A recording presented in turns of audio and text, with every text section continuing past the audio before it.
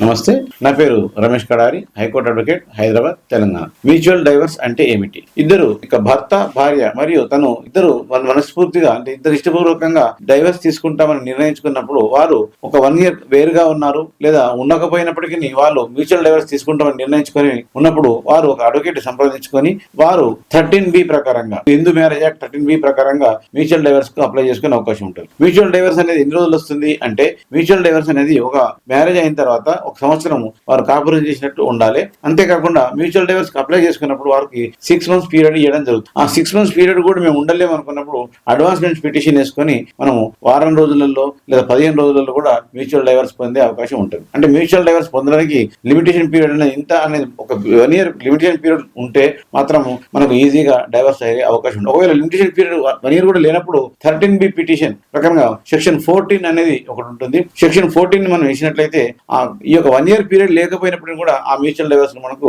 Allot చేసే అవకాశం ఉంటుంది. మ్యూచువల్ డైవర్స్ అనేది ఇద్దరు మనస్ఫూర్తిగా ఒకరికొకరు విడిపోతాం అనుకున్నటువంటి నిర్ణయించుకున్న తర్వాతనే ఈ మ్యూచువల్ డైవర్స్ కోర్టు ముందర ఫస్ట్ దానికి 2 సార్లు అటెండ్ అయితే సరిపోతుంది. మొదటిసారి మ్యూచువల్ డైవర్స్ అప్లై చేసినాడు, తర్వాత ఇంకోసారి రెండోసారి జడ్జి దగ్గరికి వచ్చి జడ్జి మనకు ఒక ఓత్ తీసుకుంటాడు. ఆ రోజు మాత్రమే వస్తే ఈ మ్యూచువల్ డైవర్స్ అనేది కంప్లీట్ అయిపోతుంది. Thank you.